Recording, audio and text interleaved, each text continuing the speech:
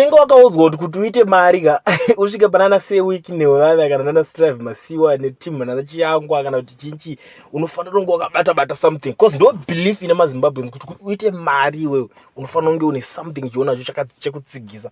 But takada kutarisa zvinhu zvataona nhasi kuwadzana hazvina kumbira mushe. Mupurwa wakasungirirwa nechuma, mupurwa tutaura zvemupurwa chacho iwe unotaunzi mupugwa nevanhu iwoyo wakaone nechiwivhi chakasakara. Aiwa zvinhu zvinotyisa. Unoziva kuti vanhu vari kungoita zvese because of money, vanhu vanoita zvese nekuda kwemari. Ende patotaura kuti vanzi mujuraho macho ka munzi menyoka futi.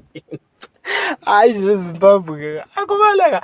Ende iwe uchiona manje unenge wakatraya kuti urombe uite mari ka zvobva zvaramba because iwe wakada tosa munganga iri kukudzwa kuti uite mari yacho ka inenge isitorina mari iyo, inenge ichida yako iwe uchibhadhara iwewe uchiti cash token of appreciation yako iwewe ndo yainoti unze iyoyo. Anenge achidya mari dzenyu mimi haachadye dzake dzemushonga because iwe unofanira kupa fungo kuti kana nganga ichida kuitisa mari ko sei ichizokubhadharisa iyo ichikuitisa mari inofanira kunge ichitongowanawo mari ka zviri easy the same way zvinoida kuti iuite because munhu anotonzi anokurombesa it's obvious kuti iye pachake anenge akatoromba ka but ndo zvinhu zvine zvichiitika manje kuti iwe ndofanira kushandisa pfungwa unoti wakuitiswa because mari iyayaka inoshandwa mari haidonhe mudenga. Ndo zvaitika kuwadzana mupurwa une chuma chakanaka neziwivhi second hand amene kuti ziwivhi rane kumasaluni imomo paside pa Sunboy baba ipapo.